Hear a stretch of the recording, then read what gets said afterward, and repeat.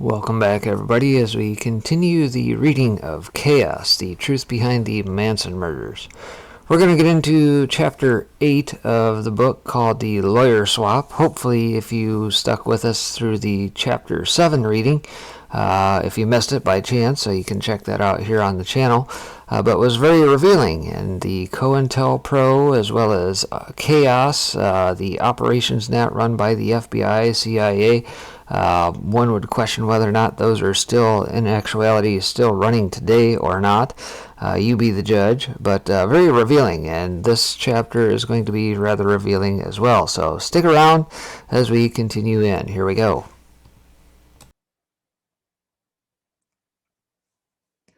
The lawyer swap. My hands were tied. When it came to prosecuting the Manson family, the Los Angeles DA's office left nothing to chance. I'd already seen that Vincent Bugliosi had no problem getting his witnesses to lie on the stand, and that Deputy DA Buck Compton gathered intelligence on quote-unquote subversives and militants. What I found next was evidence of more pervasive top-down interference by the DA's office, which took extraordinary measures to control, and likely in part to fabricate, the story of the Manson murders. The first signs of misconduct came during the trial of Bobby Bosaleo. He was accused of murdering Gary Hinman, the musician who'd been found stabbed to death just days before the Tate LaBianca murders. For reasons never disclosed by Bugliosi, the DA's office tried Bosaleo separately from the rest of the family. As I suggested earlier, it made sense to try all three of the murder cases together: Hinman, Tate, and LaBianca. Law enforcement had connected the crimes: Hinman, Tate, and LaBianca. Law enforcement had connected the crimes. Uniting them under a single trial would have made it easier to convict Manson of conspiracy, since he'd helped torture Hinman and had ordered all three sets of slaughters. And yet they kept the cases separate. I thought I knew why. If they'd thrown Hinman in with Tate LaBianca, the resulting testimony would have revealed that the Los Angeles County Sheriff's Office, LASSO, knew as early as August 10th that the Manson family was responsible for all the murders. Remember, LASSO detectives Charlie Gunther and Paul Whiteley broke the Tate case when a recorded phone call from one of Hinman's murderers, Bosaleo, clued them into a link with the Tate murders. The only way to hide this early break was to try the Hinman murder case separately. Bosaleo went to trial on November 12, 1969. The prosecutor was Ronald Ross, the deputy DA in Santa Monica, who confirmed to me that the case had been tried separately under very suspicious circumstances. He had orders, he said, to keep Charles Manson and the family out of the trial. That meant that scoring a conviction against Bosaleo would be an uphill battle, since, after all, without Manson's instructions, he may never have murdered Hinman. Still, Ross felt he had no choice but to obey. My hands were tied, he told me. When we first spoke, in 2000, he'd recently retired after 30 years in the DA's office, and the case sounded fresh in his mind. He remembered the orders from on high: don't mention the name of Manson or these other people. Ross later learned that his superiors at the DA's office and his own investigating detectives, Gunther and Whiteley, had withheld all evidence related to the Manson family from him to keep their secret. I was pissed when I learned later that they had other evidence, Ross said. I was closed out of the thing. I really don't know why they did that. He could still recall the day the case first landed on his desk, in early September 1969. He was just back from a vacation. The horrors of the Tate LaBianca murders, then only a month old, still dominated the news. The killers remained at large, and no one even knew who they were. Ross was struck by reports that they'd left the bloody word pig in conspicuous areas of both the Tate and LaBianca homes. His Hinman murder scene featured such writing, too. He took one look at the case and immediately connected it to the unsolved Tate LaBianca murders. You'd have to be deaf, dumb, and blind not to, he said. He called in Gunther and Whiteley to ask them about it, and they said, "Oh, no, it's not related. No, we can't find any connection between the two." He still sounded bruised when he added, "Now I think they were lying through their teeth." Gunther denied the allegation to me, but I found it believable, given what he'd told me about his investigation. And if it's true, It shows that by September 1969, he and Whiteley were conspiring to hide what they'd learned about the Manson family's role in the murders.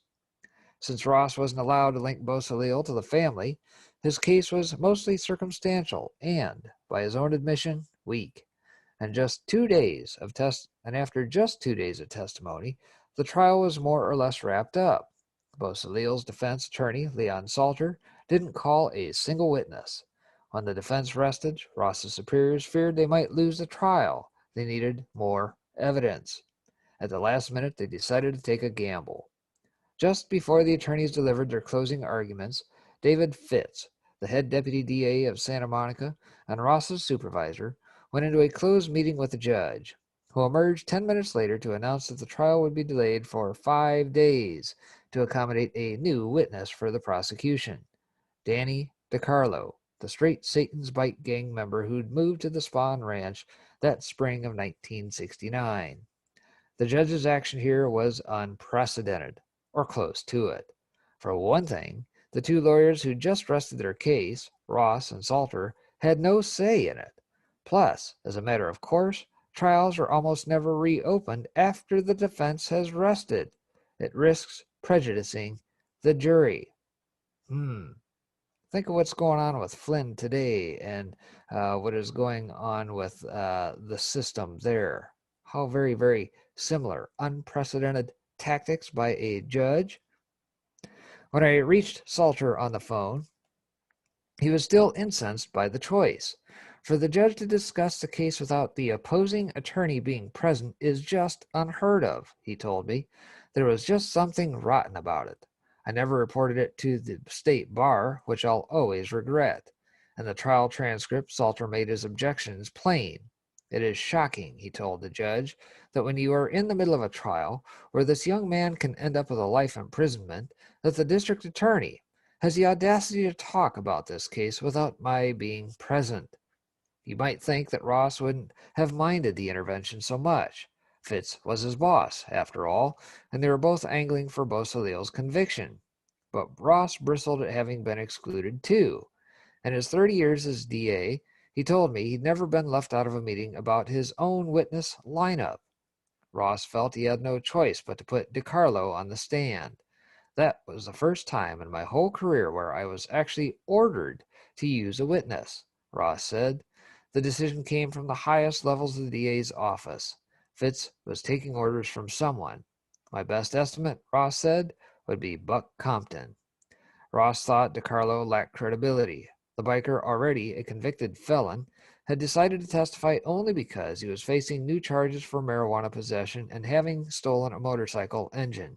He was, to use Ross's word, a snitch, and it was impossible to say if he was telling the truth or not. DiCarlo was simply immoral, Ross said. He could have said whatever he wanted to say, and getting something useful out of DiCarlo on the stand would be no mean feat, because Ross still wasn't allowed to introduce anything about Manson or the family, even though his new witness was a known associate of theirs. Once he was sworn in, DiCarlo relayed the story of the Hinman stabbing. He claimed he was telling it exactly as he'd heard it from Beausoleil himself. He even included the parts where a man named Charlie, who lived at the Spawn Ranch, cut Hinman's ear off with a long sword, and later ordered Beausoleil to kill Hinman, telling him, "You know what to do," but he never gave Charlie's full name. Then came Salter's cross-examination. "This person, Charlie, that you referred to in your testimony," he said to DiCarlo, "were you aware of this person, Charlie's full name?" "Charles Manson," DiCarlo said. It was the first time the name had been uttered in the whole trial, on the last day of testimony. That was November 24th. Outside the courtroom, police and district attorneys were finally making headway on the Tate LaBianca crimes. Like Ross, Salter knew enough to suspect a link. The prosecution's sudden addition of DiCarlo only encouraged those suspicions. Salter knew that police had questioned DiCarlo about the Tate murders, and he intended to let the jury know it, too. Manuel Gutierrez, an LAPD officer who'd been the first to hear DiCarlo's story, took the stand to lend the biker some credibility. Salter tried to get the information out of him. "Sir," he asked, "you were investigating the Tate murder case at the time, were you not?" Ross objected. The court sustained. Your Honor, may I be heard on this, Salter said. At the bench out of earshot from the jury, Salter argued that the jurors should know that DiCarlo is connected to the unsolved Tate murders. I think we can prove Gutierrez was interviewing DiCarlo with regard to the Tate murder case, he said. It was a small case, fine, but he is investigating a case in which there has been so much publicity, and they are rather anxious, I imagine, to find out who did it. But the judge allowed no further questions on the topic, and that was the last anyone heard of a potential connection to the Tate murders. Ironically, the addition of DiCarlo did nothing to help the prosecution. The jurors didn't trust him any more than Ross did. The trial ended in a hung jury. Thanks to Ross's candor, it is clear that the lack of evidence could be blamed squarely on the higher-ups in the DA's office. They needed to cover up Gunther and Whiteley's early knowledge of the Manson family as the Tate LaBianca murderers. Okay. Warm and sticky and nice. Oh, this is going to be one of those to read. As they tailored the Hinman trial to suit the needs of the state, Buck Compton and Vincent Bugliosi were also behind the scenes of the Tate LaBianca case. The DA's office knew it needed a monumentous conviction, a sense of justice befitting the crime of the century. And Bugliosi, who aspired to power and celebrity, saw how much he could gain from good publicity here. His office needed to control the narrative from the start, whether they had the evidence to back it up or not. Even in clear-cut circumstances, a criminal trial is a messy, protracted affair, and once the verdict comes in, all the particularities fade from the public mind. In the 50 years since Manson and his followers were convicted, the details have become largely irrelevant. If people recall any aspect of the trial, it's usually the testimony of Linda Caspian, the state's star witness. She served as a lookout and a driver for the family during both nights of the murders. Granted immunity, Caspian was able to describe the crimes and the inner workings of the family in nauseating detail, clinching the case against Manson. And while many observers weren't pleased that an accomplice to the murders would walk free, Caspian took pains to appear more honorable than the others. She showed remorse. She emphasized that she hadn't participated in any of the violence. What hardly anyone remembers is that Caspian wasn't the first one in the family to get a deal from the prosecutors. Before her was Susan Atkins, the woman who'd led the police to break the case and who was eventually convicted along with the other killers, spending the rest of her life in prison before her death in 2009. Before Caspian flipped, Atkins, an unrepentant killer, was the foundation for the LAPD's case and for the prosecution that followed. To pursue the conviction of Manson, the prosecution first had to bring their charges before a grand jury. They relied strongly on Atkins' testimony there. It was instrumental in securing the first-degree murder indictments against Manson and 5 others, including herself. In short, it was her story that made Bugliosi made Bugliosi's famous trial possible. But I found 2 memos indicating that Atkins was improperly obtained as a witness. Before she or any other Manson followers had been charged, prosecutors colluded with the Superior Court judge to have her legally appointed defense attorney replaced by a former deputy DA who would do their bidding. You hear that? Her story, sanctioned and tweaked by the DA's office and her planted defense attorney, was based on lies. The entire narrative put before the grand jury should be reconsidered. It started with the end of the family, about a month after the Tate LaBianca murders that would bring them to infamy. They fled the Swan Ranch. Manson believed the police were closing in on them. He also feared retaliation from the Black Panthers, having mistakenly believed, as discussed in the last chapter, that he'd murdered one, Bernard Crow, who was neither a Panther nor dead. he resettled his clan deep in Death Valley at an adjoined pair of remote barren ranches called Myers and Barker. There, they sustained themselves through petty crimes and an auto theft ring.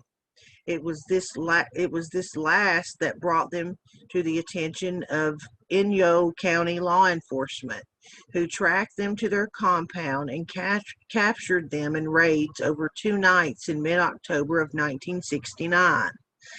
In Independence, California, the group of 20-some bedraggled hippies sat in the cramped county jail. Lasso detectives Gunther and Whitley drove 225 miles to the dusty desert town to seek out a possible witness in the Hinman murder. You may remember her name, Kitty Lutzinger, Bobby Bolosolil's girlfriend, the same witness the detectives had seemingly deliberately failed to track down months earlier.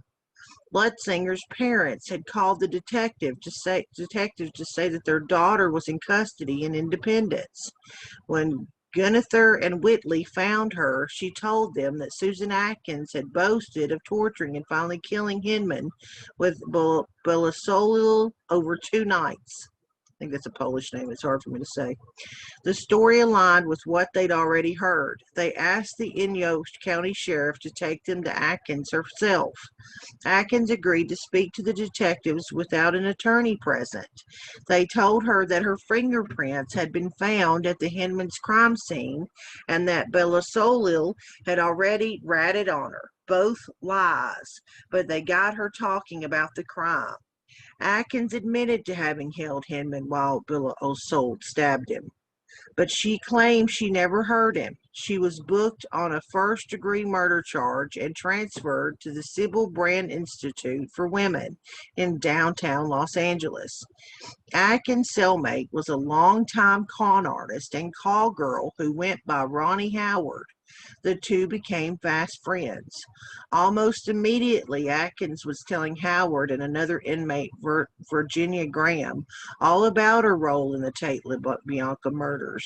She had personally stabbed Sharon Tate to death, she bragged, as Tate begged for the life of her unborn baby. Ugh.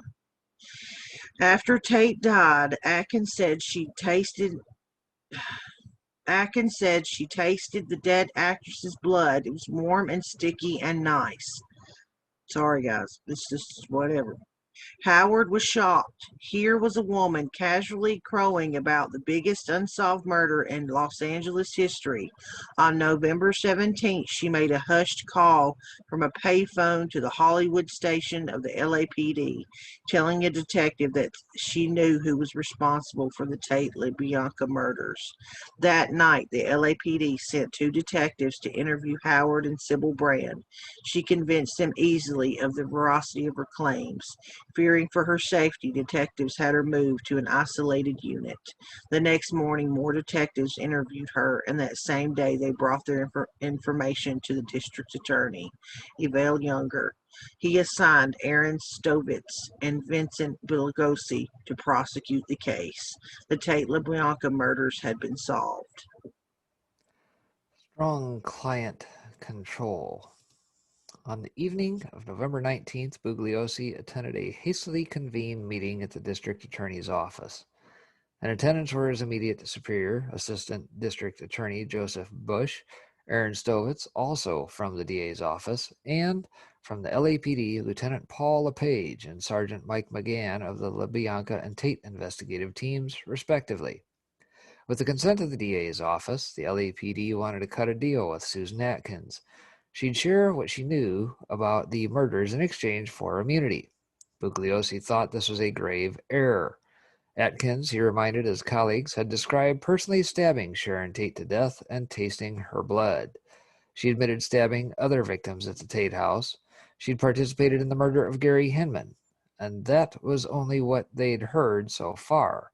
Who knows what else she'd done? We don't give that gal anything, he claimed to have said. But the LAPD was adamant. For months, they'd been under enormous pressure to solve the case. The press had derided them constantly for their failure. Now they could announce their success with a splashy press conference. and rushed the case to a grand jury. Bugliosi countered that they were getting ahead of themselves. They didn't have a case yet, only a solid lead. The group reached a compromise. Instead of total immunity, Atkins would be offered a second-degree murder plea, sparing her the death penalty while ensuring she wouldn't walk free. But, as Bugliosi acknowledged in Helter Skelter, they didn't work out the precise terms of this offer. One of the most pressing concerns went unaddressed. Would Atkins have to testify at the trial before the public and Manson himself, or only for the grand jury?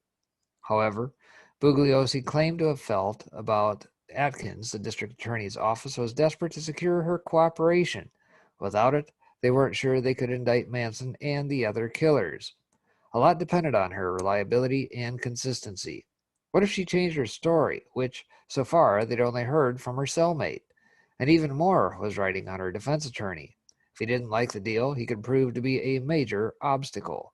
Rather than risk that, the DA's office decided they'd do better to replace him with someone guaranteed to play by their rules, and someone who could make sure Atkins said the right thing at the right time.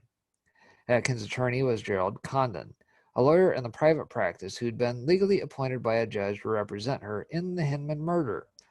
Normally, the court would have assigned her someone from the public defender's office, but they couldn't do that here.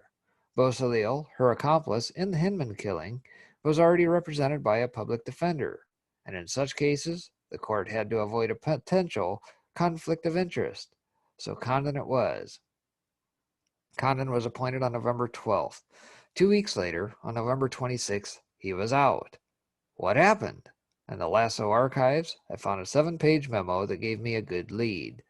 In an entry for November 20th, the day after the DA's office and the LAPD had agreed to attempt a deal with Atkins, the document notes a never-before-reported meeting between Lasso's officers, the LAPD, and Mr. Compton and Mr. Stovitz of the DA's office.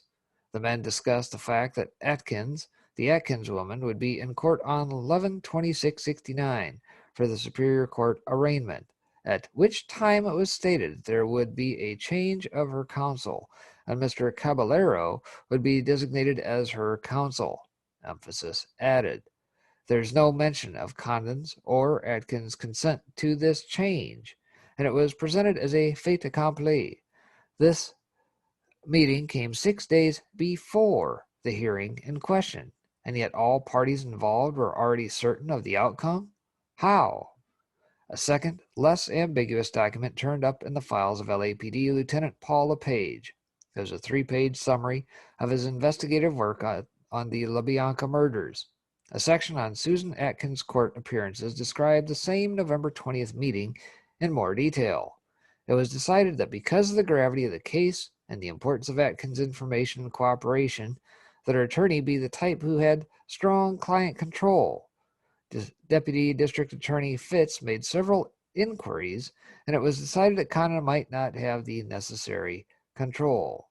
So, behind Atkins and Condon's backs, Fitz recommended Dick Caballero as an attorney who had good client control and would properly represent his client.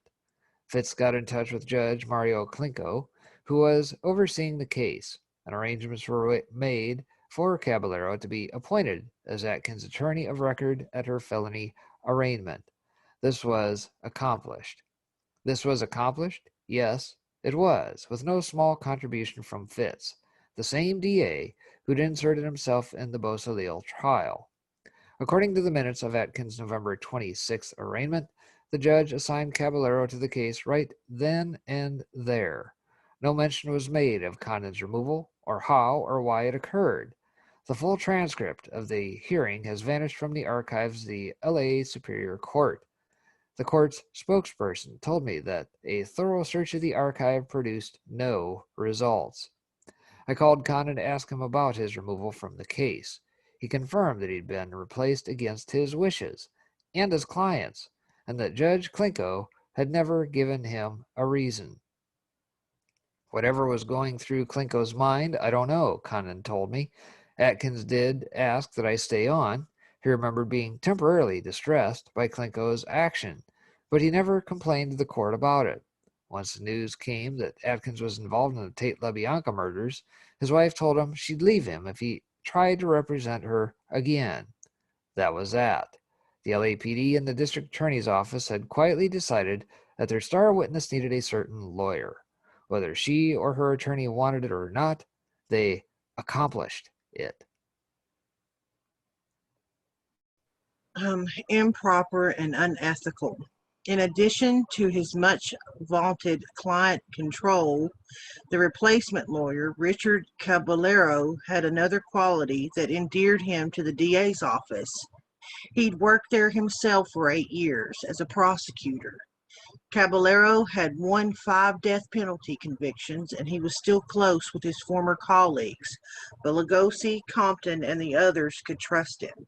Now all he had to do was get Atkins to take the deal. She didn't have to stay under his thumb forever, just long enough to make it through the grand jury and bring on the indictments they needed.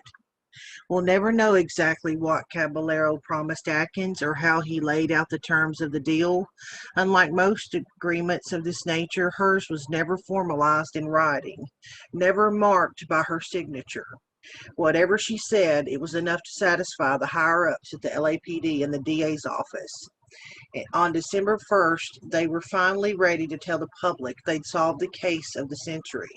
That was the day Police Chief Edward Davis got his big press conference.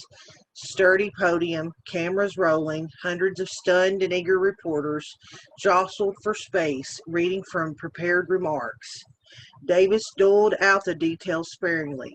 He didn't even provide Manson's name, announcing that legal restrictions prohibit the revelation of further information at this time. Pressed for more information about the suspects, he said only that they were a part of a roving band of hippies that called themselves the Family and were led by a man they called Jesus. Davis had to be judicious, or at least appear to be. A thorough account of the murders could taint the jury pool. The next day, however, an endless trough of specifics came flooding out, provided by 2 unassailable on-the-record sources, Atkins' new attorney, Richard Caballero, and his law partner, Paul Caruso. Acting as no less than a bullhorn for the DA's office, Caballero and Caruso, the latter a well-known mob lawyer and a longtime friend of Los Angeles DA Avell Younger, outlined what would become, in essence, the prosecution's case for murder against the Manson family. Standing on the steps of the Santa Monica courthouse, Caballero told gathered reporters that Atkins was a follower of Charles Manson, that she'd been at the scene of the Tate slayings, the Hinman murder, and the killings of the LaBiancas. Atkins was under Manson's hypnotic spell, but she had nothing to do with the murders, seemingly his only effort at exonerating her amid the onslaught of grim particulars. He added that Manson called himself both God and the devil, and that the police had told him that Atkins and the others were directed by Manson to go to both the Hinman house and the Tate house. Atkins would tell her complete story to the grand jury later that week. In Helter Skelter, Bugliosi claimed that he'd come across Caballero's comments in the evening paper, and that was the only way his office learned that Atkins had accepted their deal. He never even tried to explain why it wasn't in writing or why Caballero wouldn't have alerted him more formally. Over the next few days, Caballero and Caruso kept talking to the press and talking. In case there was lingering ambiguity, they described Manson's dictatorial methods. They offered a timeline of events for the nights of the murders, including the order of the deaths. They tossed in sordid details describing the killer's dress code and noting that after killing the LaBiancas, they helped themselves to a snack from the icebox. It was a 4-day facade of specificity. Finally, on December 4th, the president of the Los Angeles County Bar had had enough. Bar chief scores Atkins' attorney over Tate comments, read the Santa Monica Evening Outlook front page, quoting him as he accused Calabero and Caruso of entirely improper and unethical conduct by revealing vital facts about the Sharon Tate murder case from the viewpoint of Miss Atkins. But the scrutiny didn't last. Amid the swell of coverage on the murders, no one seemed to mind the lawyers leaking. In a passing remark to the Los Angeles Times on the day before Atkins' grand jury testimony, Calabero more or less admitted that he wasn't acting in his client's best interest, saying that he was gambling that her voluntary testimony might save her from the gas chamber. Gambling and might being the operative words. But Lugosi and his team had essentially arranged for the defense lawyers to taint the jury on the prosecution's behalf.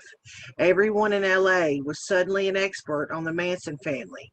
Meanwhile, on December 4th, as they continued their press tour, sound familiar?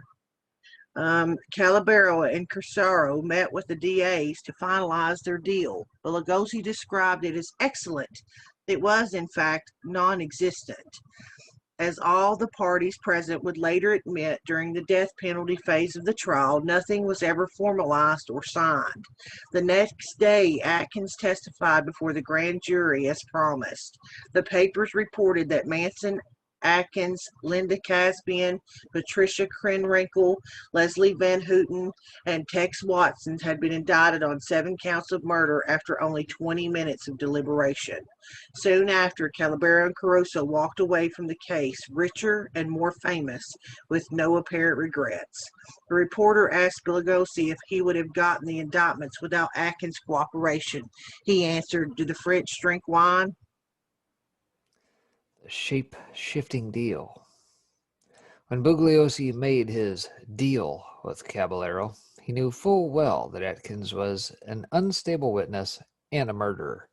He needed her to get indictments for the other members of the family, but he also needed a pretext to back away from her after she'd served her purpose. It wouldn't look good if he could only score convictions by easing up on one of the killers.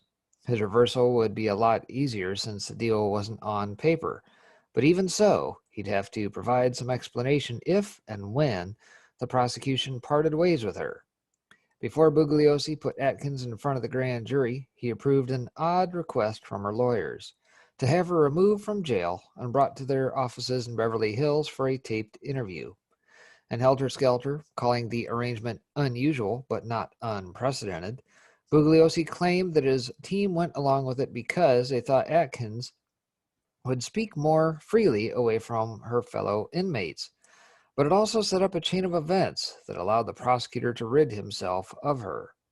In the comfort of Caballero's office, Atkins spoke on tape for 2.5 hours about her role in the murders. Listening the next day, Bugliosi noticed that she'd changed her story. At first, she told her cellmates that she'd stabbed Sharon Tate. Now she claimed that she couldn't bring herself to do it, and instead held Tate by the arms while Watson stabbed her. That's what she told the grand jury, too, that she didn't kill Sharon Tate.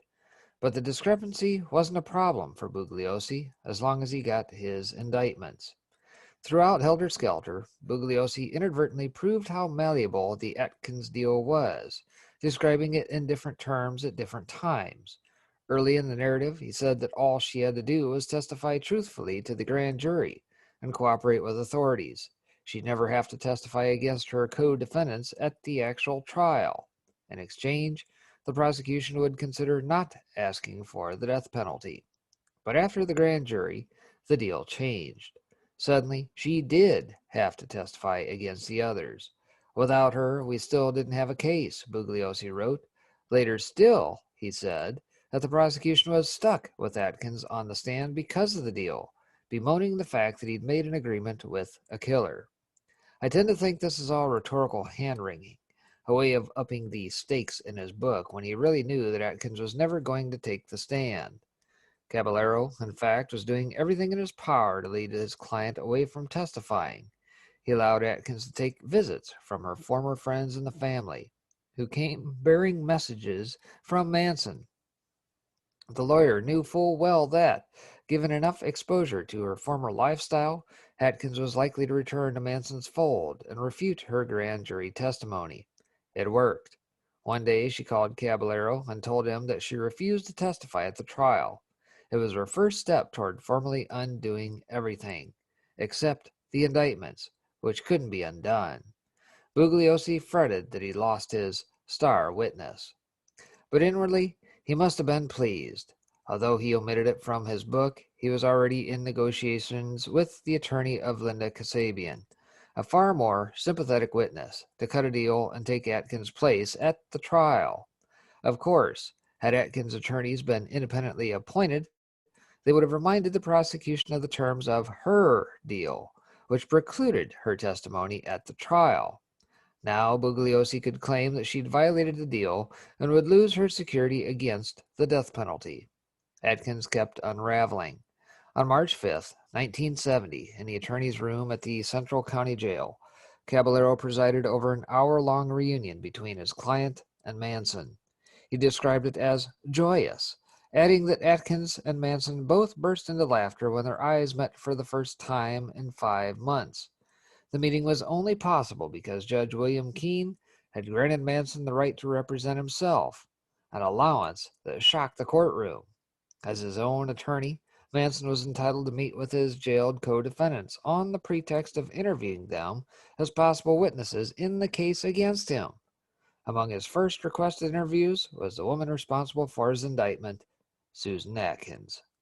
After their meeting, a reporter asked Atkins if Manson had ordered her to change the story she related to the grand jury. Atkins responded just as Caballero and the prosecution always knew she would. Charlie doesn't give orders. Charlie doesn't command, contradicting the thrust of her grand jury testimony. Of course. The day after the meeting, Atkins fired Caballero and Caruso. She announced that she was recanting her grand jury testimony and formally declined to testify for the state. That same day, Judge Keene revoked Manson's right to represent himself, arguing that he had filed too many outlandish and nonsensical motions. Caballero later testified that after he was fired, he didn't check in with the prosecution about the status of Atkins' deal. But in an interview with the Hollywood Citizens News several weeks after his firing, he made the status of the deal crystal clear. It didn't exist.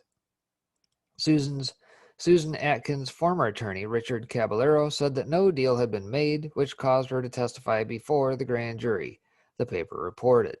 The excellent deal that Bugliosi had written of was no deal at all. Its non-existence has gone unnoticed all these years. Who cares about the legal vagaries of a confessed killer like Susan Atkins?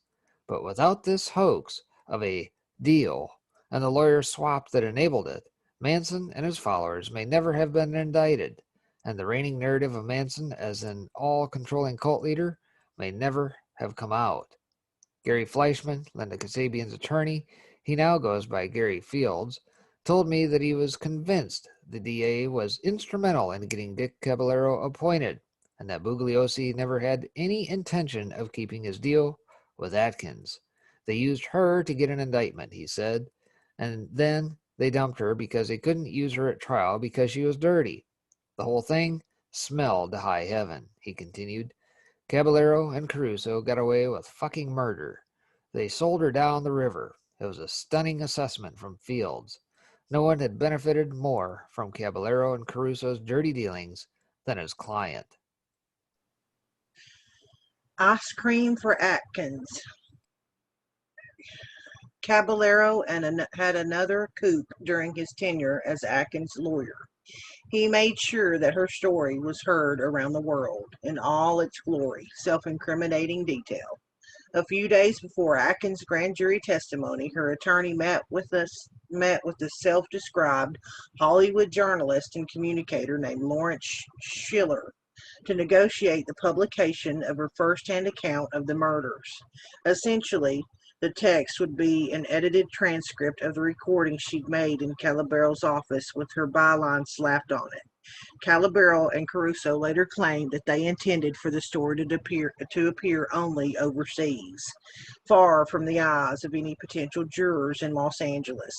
But such was not the case. On Sunday, December 14th, Atkins' byline landed in the front page of the Los Angeles Times. Her piece ran to 6,500 words, spilling across 3 full pages. The piece was an immediate sensation, far and away the most robust account of the Manson murders available to the public. Readers in Los Angeles and within 24 hours in nearly every place on the planet with a printing press now had all the lurid details, including those that had been kept from the public by both the prosecution and other killers' defense attorneys. The piece spiked a vulgar account of the bloodshed with hints of Atkins' naive girlishness. "My lawyer's coming soon," it ended, "and he's bringing me a dish of vanilla ice cream. Vanilla ice cream really blows my mind," as Rolling Stone put it later. Any doubts about Manson's power to cloud men's minds were buried that morning between Dick Tracy and one of the world's great real estate sections. And that, it seemed, was the real purpose of the piece, to eliminate any doubts about Manson the public might have had. In just the first column of the article, Atkins used the word "instructed" 5 times in reference to Manson's role in the killings. Everything she and the family did was on Manson's order, she said. He was a criminal mastermind, a cult leader, a conspiring lunatic. The task of assembling an unbiased jury was suddenly a lot harder. A spokesperson for the Southern California branch of the American Civil Liberties Union told Newsweek, "The interview makes it all but impossible for the defendants to get a fair trial in Los Angeles, Bogolsi, craving convictions, and the deluge of publicity from a high-profile trial was presumably unbothered by this." But Calabero shouldn't have been bothered. Even though this piece was in effect a continuation of the many detailed press conferences he'd given, he went through the motions of outrage. Claiming to be shocked and surprised, he told the press that Schiller had double-crossed him, breaking a promise that the story wouldn't appear in the United States, although the Calabero threatened lawsuits, they never materialized. Nor did Calabero make any effort to halt the dissemination of the story, which continued apace. 1 week later, Schiller released an expanded version in a quickie paperback called "The Killing of Sharon Tate," exclusive story by Susan Atkins, confessed participant in the murder. In the acknowledgments, he thanked several attorneys involved in this case and 2 journalists writing. Without their help, this book could not have been produced. Bogolsi maintained that his office had no idea the story was coming until their fateful issue of the Times landed on his doorstep. He hadn't learned a thing about the sale of Atkins' story, he claimed in Helter Skelter, until the death penalty phase of the trial. At that point, since Atkins was eligible for the death penalty, her third new attorney, Dane Shin, made an attempt to save her life by arguing that Calabero had misrepresented her. He called on everyone involved in the publication of her story to explain themselves. Reading the transcript, I learned that the DA's office not only was aware of the planned publication, but may have facilitated it. And of course, Helter Skelter left all of this out. The key to the scheme was Lawrence Schiller, the so-called communicator who brokered the publication deal. This wasn't Schiller's first high-profile article. Among other pieces, he'd arranged to publish the deathbed confessions of Lee Harvey Oswald's murderer, Jack Ruby, nude photos of Marilyn Monroe, and photos of the comedian Lenny Bruce lying dead on his bathroom floor. He finished the Atkins deal on December 8th, when the contract was signed, just in the nick of time. 2 days later, Judge Keene issued a gag order making it illegal for anyone involved to talk to the press. That should have brought a decisive end to the publication, but in violation of the gag order, Calabero drove Jerry Cohen, a Los Angeles Times reporter, to a friend of Schiller to interview his client in jail. Cohen had been tapped to ghostwrite the piece. His main source was the taped account that Atkins had made to in Calabero's office, but apparently he needed more material, and the lawyer was happy to accommodate him. In the car that evening, besides Calabero and Cohen, were Schiller and a stenographer, Carmela Ambrosini. At the jail, Cohen and Ambrosini went inside to interview Atkins. The purpose of the visit, as recorded in the visitor's log at Sybil Brand, was to discuss a future psychiatric evaluation. Remember, Calabero had earlier claimed that Atkins could speak safely only at his Beverly Hills offices. Now a journalist and a stenographer were talking with her right there in jail.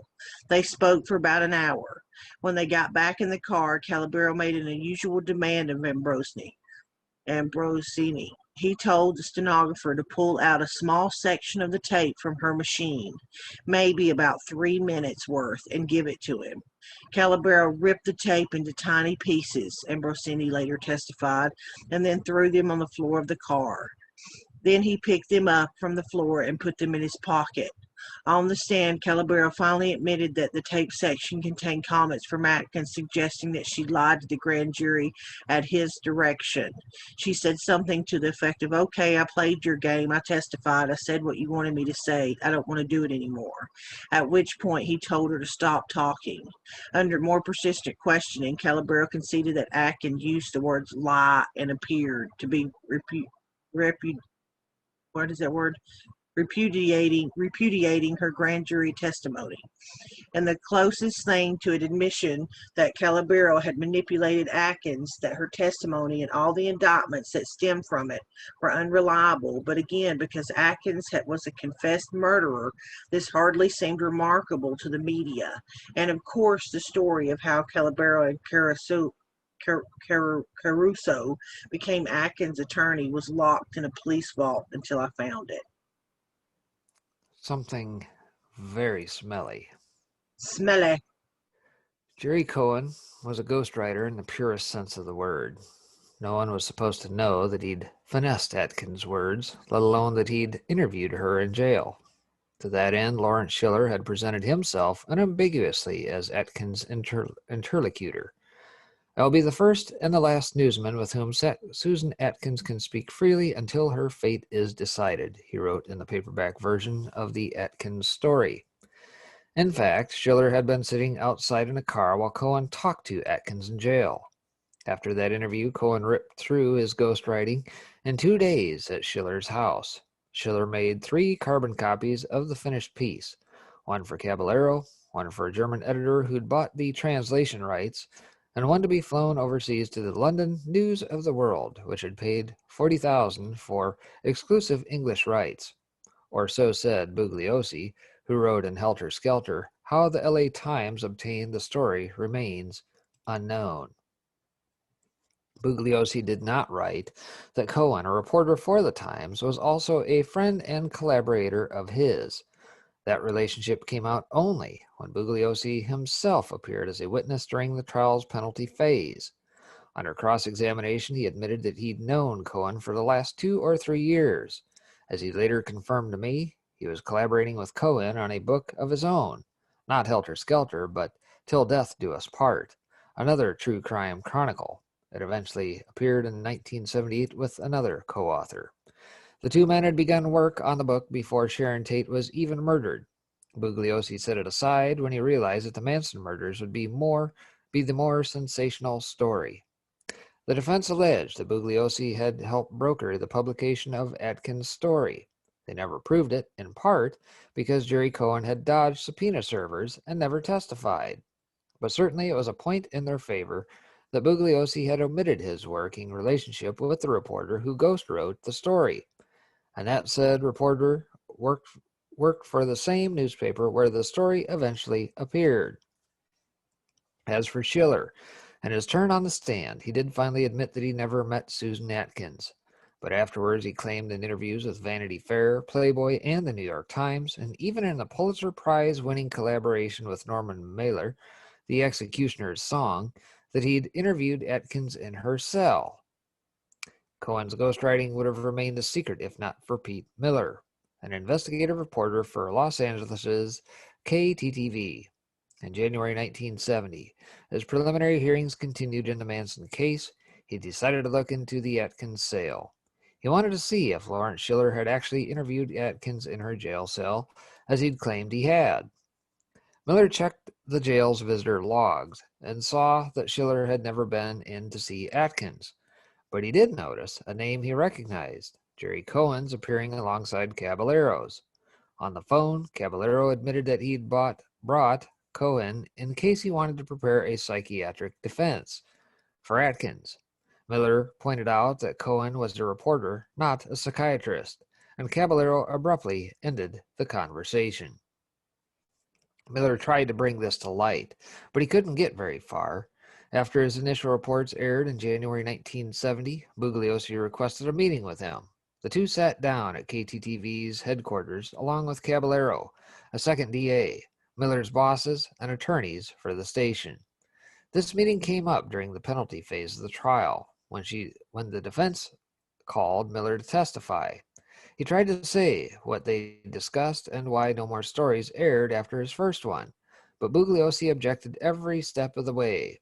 All he could get out was that they'd talked about some of the reports I'd been doing concerning Susan Atkins.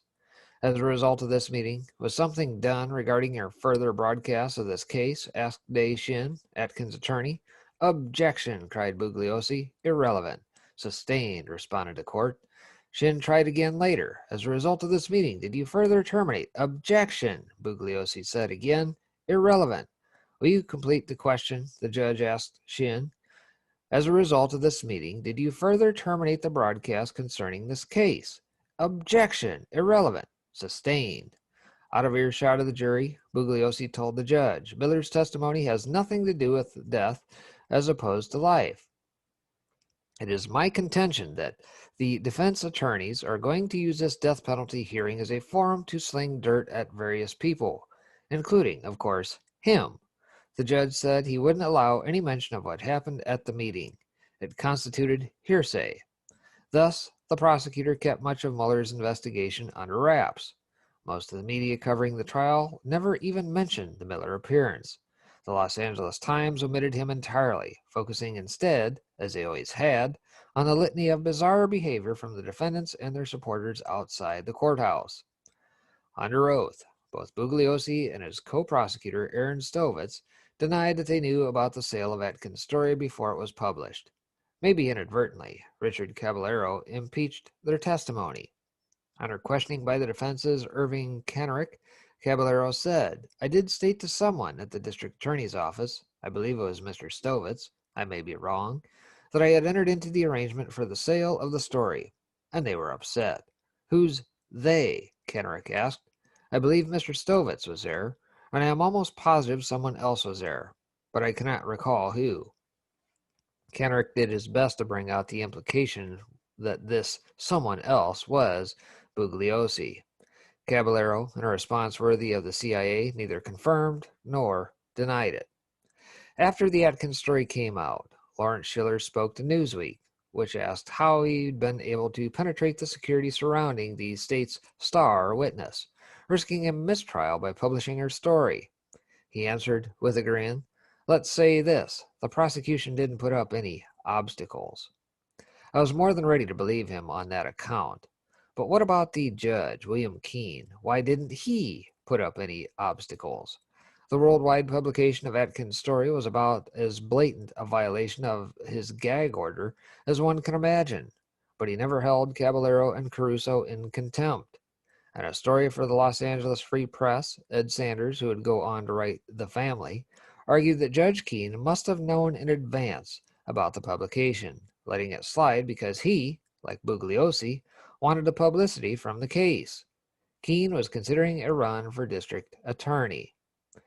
After Atkins' story was published, Linda Kasabian's attorney, Gary Fields, filed a motion to dismiss the case because of unfair pretrial publicity. Judge Keene denied the motion, despite abundant evidence of publicity. That's where the story is, Fields told me 30 years later. Something very smelly there. Smelly. A strange little guy. Richard Caballero refused to discuss the case with me. The answer is no, thank you, he said on the phone. I asked him why not. The answer is no, thank you, he said. I tried one more time. saying I wanted to discuss the sale of the Atkins story. The answer is no thank you, he shouted, hanging up the phone. Lawrence Schiller wouldn't talk to me either, and Jerry Cohen had died by his own hand in 1993. Looking into those two men, I found that throughout the 60s, their journalism had often gotten them furtive furtive arrangements. In 1967, Schiller had published the first book to attack the conspiracy theorists around John F. Kennedy's assassination, staunchly supporting the official explanation for JFK's death. That same year, foreshadowing his feat at Sybil Brand, Schiller wormed his way into the Dallas hospital room of Jack Ruby, who killed Kennedy's assassin Lee Harvey Oswald. The reporter emerged with the only recording ever made of Ruby's confession to the murder. Schiller released it on vinyl that year. Notably, he taped Ruby saying that he hadn't killed Oswald as a part of a conspiracy, thus shoring up the government's official line. During a congressional investigation of the CIA's illegal domestic operations, the agency admitted that it had more than 250 assets. Here we go. It had more than 250 assets in the American media in the 1960s. Their identities were never revealed. Mark Lane, who'd written the first book questioning the findings of the Warren Commission, the investigative committee appointed by President Lyndon Johnson, which concluded that Kennedy was killed by a lone assassin, believed Schiller was one of those assets, and Jerry Cohen too. Lane believed they'd been tasked with disrupting investigations of the Kennedy assassination. In testimony before Congress, Lane charged that the CIA had paid Cohen to smear him in the press. I could never prove that, but I did find a trove of documents in the National Archives showing that Schiller had been acting as an informant for the FBI in 1967 and 68, sharing confidential information with the Bureau about Mark Lane's sources.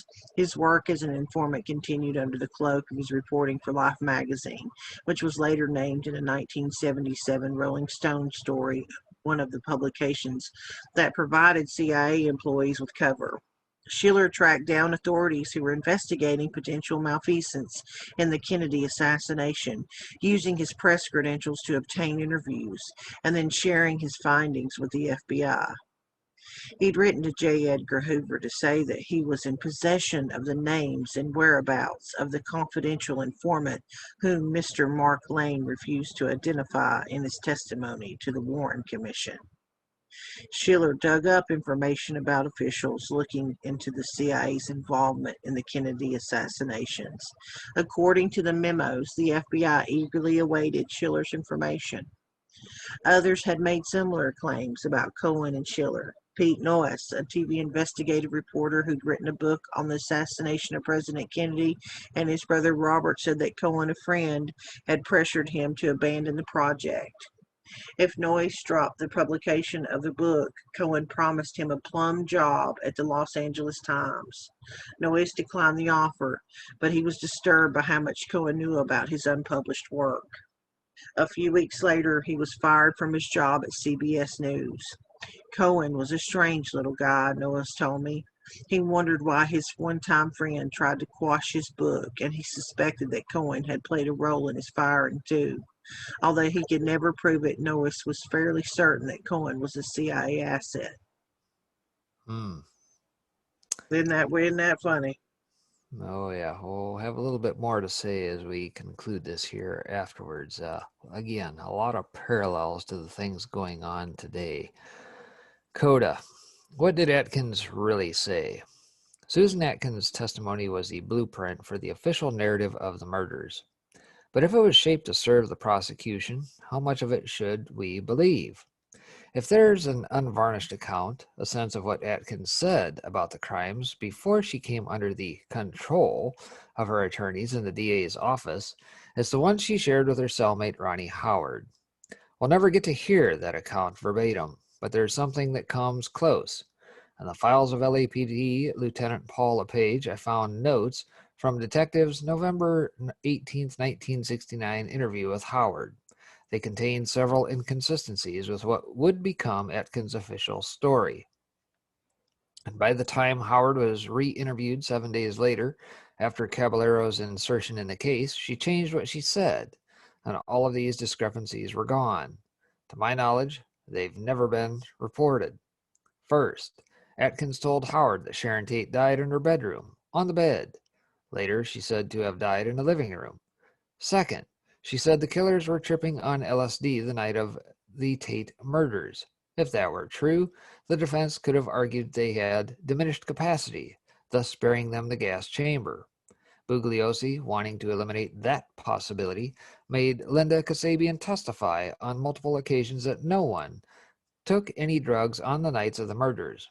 In a 2009 documentary, Kasabian contradicted her testimony, saying that all the killers had taken speed on the night of the Tate murders. Third, Atkins said they had killed the LaBianca couple because of something to do with blackmail, although she couldn't elaborate. She said she'd participated in those murders too. She was the one who left the kitchen fork protruding from Leno LaBianca's belly.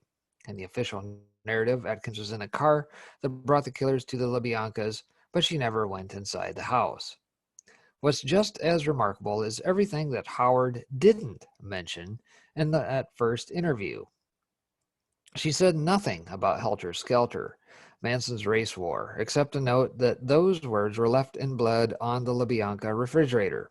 She made no mention, in other words, of a racist motive, black people, holes in the desert, Armageddon, or the Beatles, all of which became central to Bugliosi's prosecution.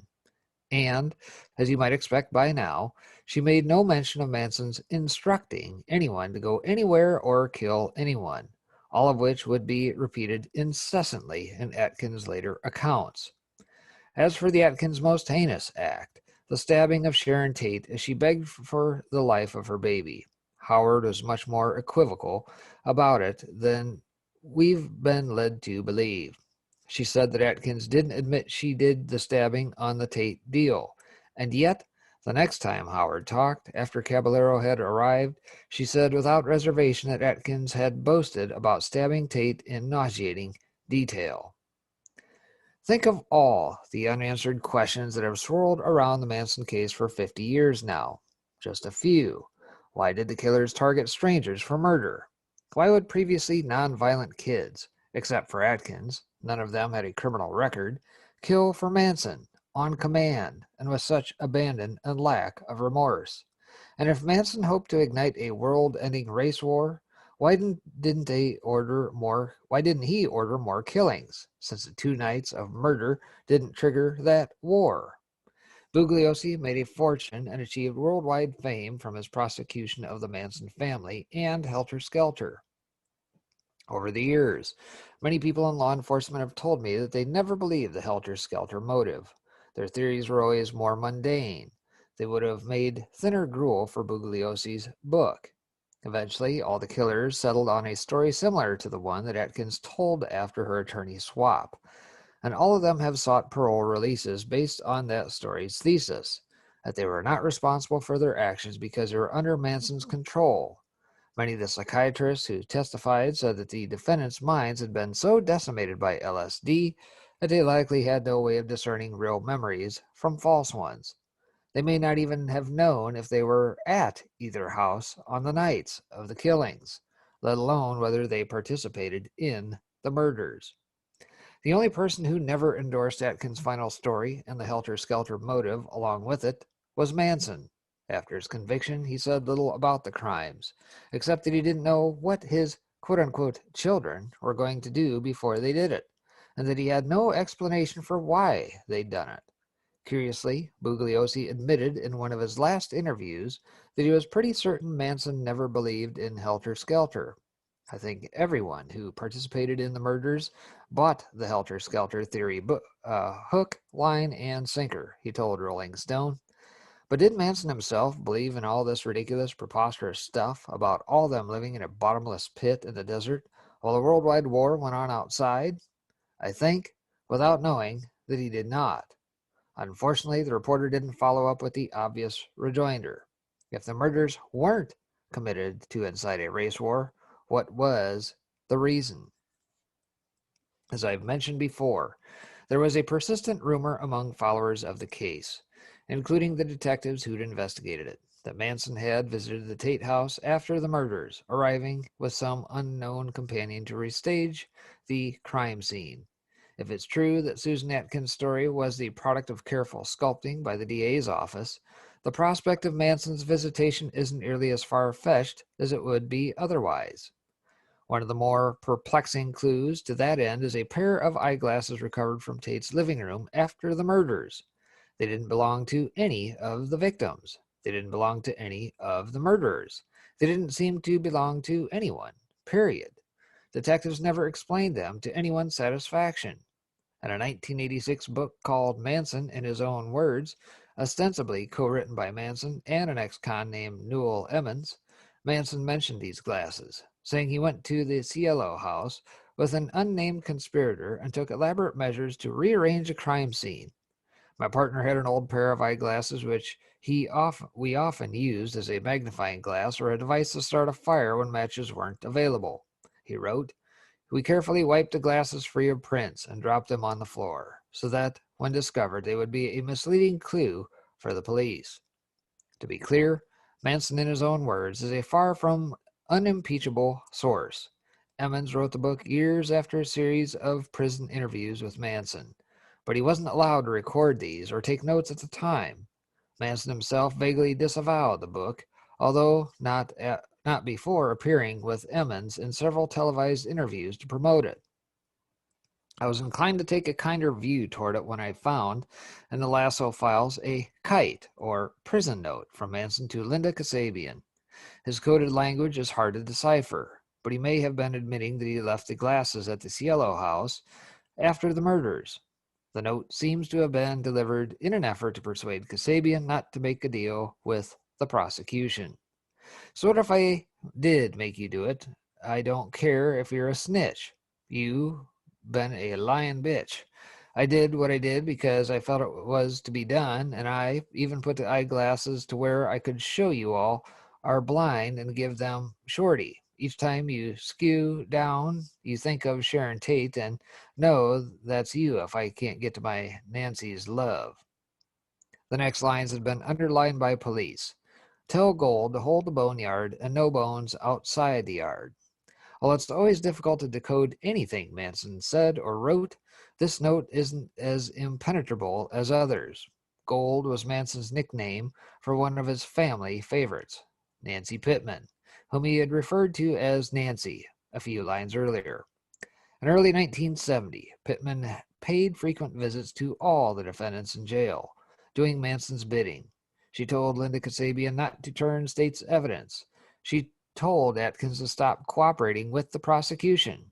Shorty refers to Shorty Ch8, the Spawn Ranch caretaker whom the family had killed and buried in a remote part of the property. As mentioned earlier, his remains weren't recovered until 1977. To hazard a guess, Manson was warning Kasabian not to flip and instructing her to tell Gold when next she visited that Shorty Ch8's bones were not to be removed from the boneyard at the Spawn Ranch where he was buried. Manson even may have been referring to other victims' buried remains at the ranch. It's long been suspected that more victims of the family are buried somewhere. While the implications of the note are sensational, what's more important to me is Manson's apparent admission that he returned to the Tate house after the murders and planted the glasses.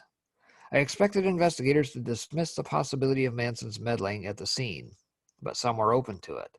Late in my reporting, I spoke with Danny Bowser, a retired lieutenant from the LAPD homicide squad who'd never given an interview about Manson. In 1965, Bowser had been appointed the first commander of the LAPD's new Special Investigations Section, an elite high-tech unit that served as professional witnesses by running covert surveillance on known criminals. His goal was to gather such a preponderance of evidence that convictions were all but guaranteed and plea bargains all but impossible. And the SIS was a furtive branch. For a decade, the LAPD never even publicly acknowledged its existence. We weren't even connected to a division, Bowser told the Los Angeles Times in 1988. They carried us on the roster at different places, different times. That was the only time Bowser ever commented about the SIS. A second piece reported that SIS was called the Death Squad within the LAPD because its members had killed 34 suspects since 1965. The secretive 20-man unit had a controversial policy. It refused to intervene to stop crimes, even those in which people's lives were at stake. The Times investigation documented numerous instances in which well-armed teams of SIS detectives stood by watching as victims were threatened with death and sometimes physically harmed by criminals who could have been arrested beforehand. The later piece in the Times reported that even with the LAPD, SIS officers are known as a fearsome and mysterious bunch. Some of their colleagues repeat unsubstantiated and vigorously denied rumors of SIS officers conspiring to shoot suspects and celebrating gunfights with kill parties. I'd heard from other detectives that, after Sharon Tate's murder, the LAPD assigned Bowser to serve as Roman Polanski's bodyguard. Why would such an elite officer get such a low-level task? Polanski confirmed the assignment in his 1984 autobiography, Roman, by Polanski, writing that Bowser had been the first detective to interview him and had shadowed his every move. He added somewhat cryptically that Bowser wasn't, strictly speaking, on the investigative side of the case. One of his responsibilities was to keep in touch with me. Why, then, was his name never mentioned in Helter Skelter or at the trial? I had trouble finding a way to talk to Bowser. Finally, in 2008, I settled on a time-honored reportorial tactic. I showed up at his doorstep unannounced. He lived way out in Inyo County, 5 hours from LA, at the end of a quiet suburban street. Bowser refused to let me in, saying he wouldn't talk to me.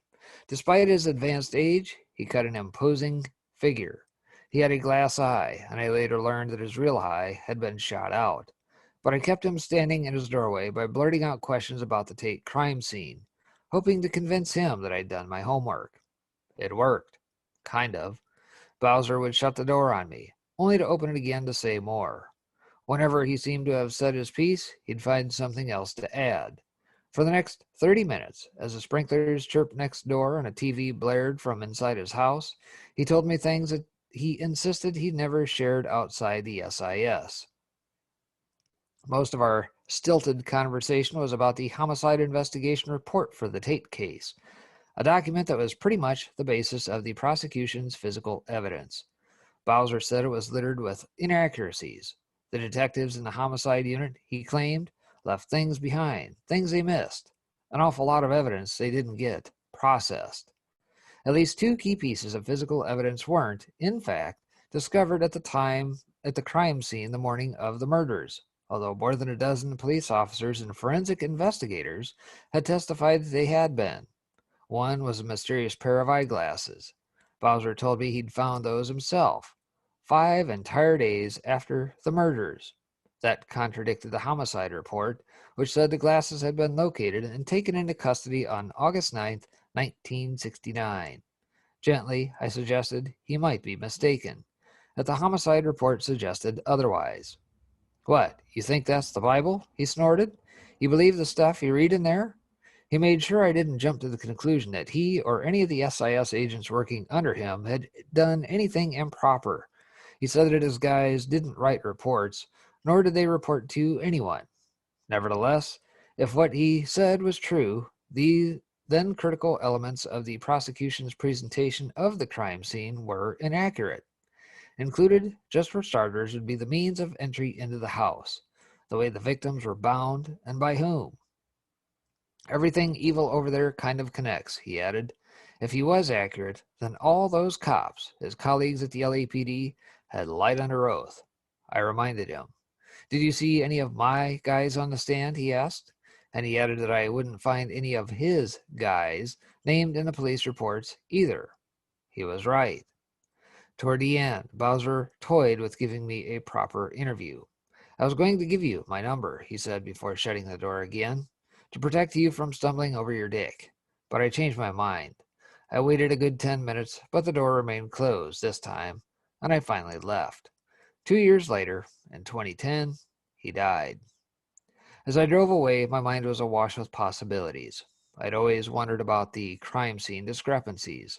I wondered if Bowser, just by alleging that the crime scene had been presented incorrectly, or possibly even staged, was pointing to other reasons for the murders, or other people, perhaps, involved in covering up what had really happened. I had to think of Reeve Whitson and his claim of having gone to the crime scene after the murders, but before the police had arrived. All of this is compelling evidence of a different scenario for the crimes, but I'll be the first to admit that it proves nothing for certain. I do believe it's possible that there was another reason for the Tate LaBianca murders, and I do believe that the crime scene suggests that the sequence of events as we know it is wrong. But our best chance to learn the truth vanished in November 1969, when the DA's office put Susan Atkins' testimony on lockdown. The question remaining was, why?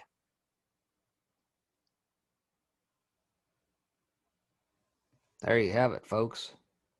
Yeah, that's the 2 chapters that we wanted to cover. You see how kind of long it takes to read just 2 chapters in this book, but it's kind of amazing at the Playbook in the late 60s and 70s, just in this one case. I mean, it's a high profile case, don't get me wrong, but the improprieties in this one case of judges and the lawyers and the DAs and the press and the what they were trying to gin up a race war, and then this in this case trying to what would you say, like sabotage and set up what they would call leftists here. Yeah, they'd Is put that fair to say? basically the equivalent of agent provocateurs in today's terms. They would infiltrate and try and stoke violence and let them run amok. Obviously, you know, and talking to the previous chapter about COINTELPRO and chaos, both by the FBI and CIA, um, you know, to that end, they let those operations run, and supposedly they had been brought to an end.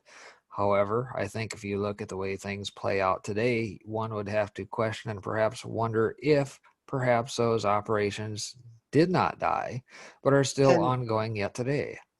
and while you talk, and please keep continuing on, I'm going to share the screen and just share some of the pictures that are actually in the book. It's at the end of this download, but as he talks, I'll slowly go through these pictures for everyone to see while we finish up.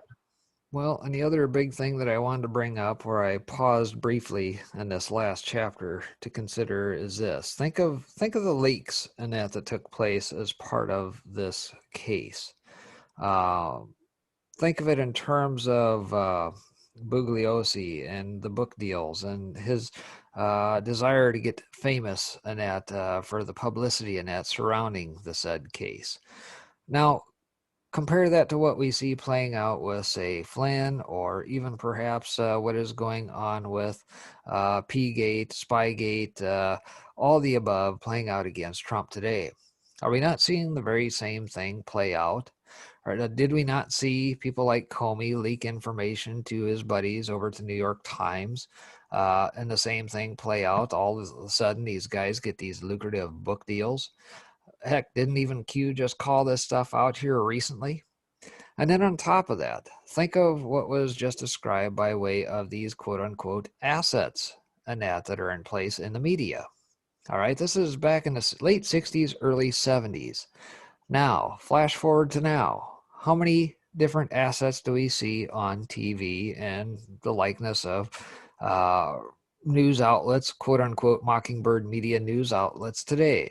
Okay, so case in point, Anderson Cooper. We just saw him called out yet again via Q post.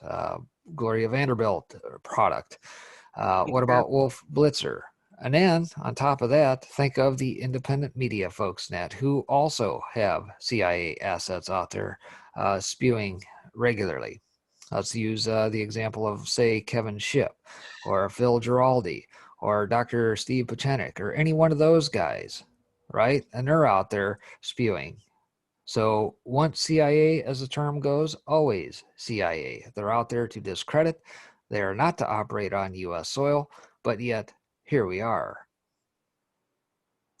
Yeah, and we have to be careful saying that one letter up if we're going to upload this to this platform.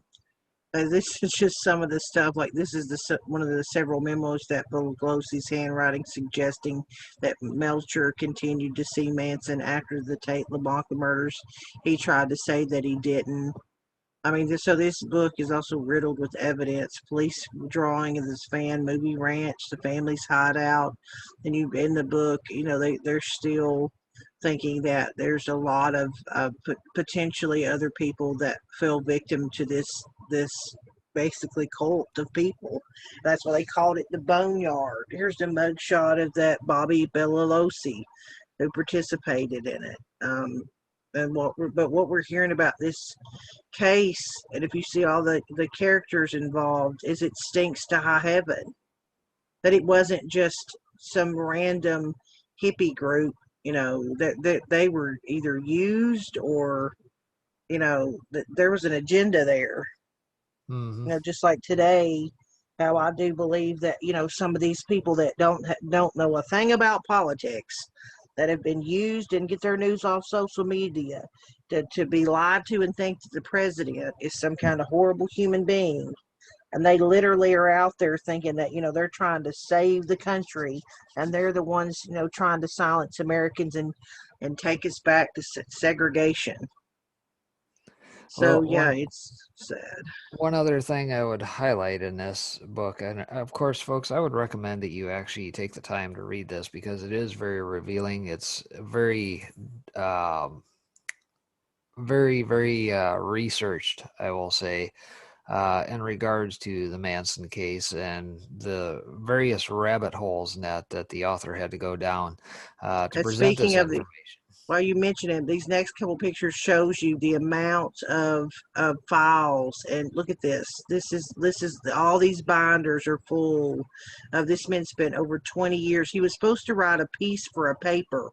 I think wasn't it back in like the late 80s or early 90s, and they were supposed to just do a piece for the anniversary, and then he wound up spending over 20 years. He just kept compiling all this evidence. Look at all these binders surround all these flagged files, all have to do with the Mansons.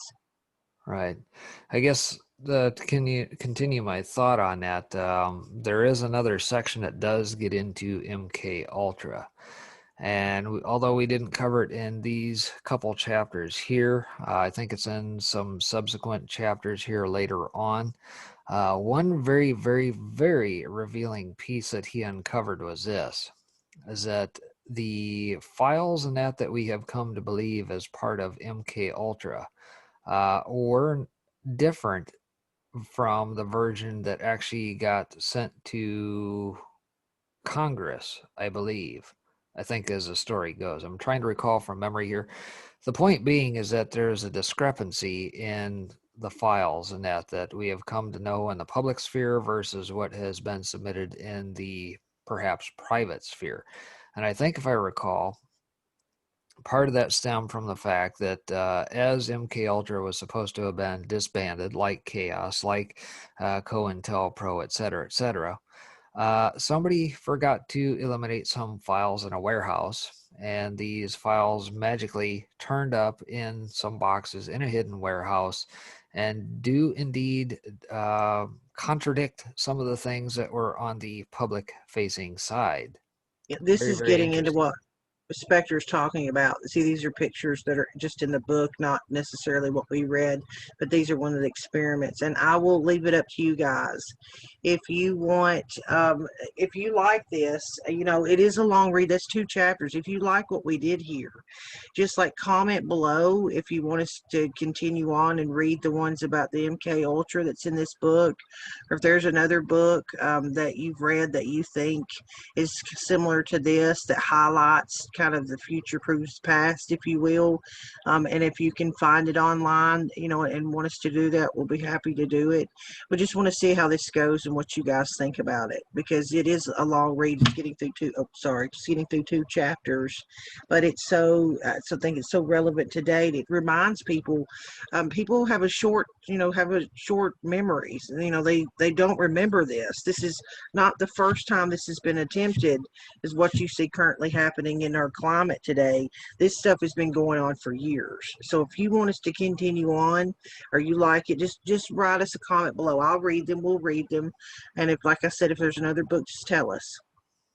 But yeah, it gets into MK Ultra and all that. That's pretty interesting too. There's a clinic. That's this picture up here. This guy runs this clinic, and it's supposed to be a free clinic, but they're giving them for drugs for free. And this whole the Manson family go there. You know why they're going there? They're basically handing them out like LSD and stuff. I mean, it's crazy. This book gets into a lot of detail there as well.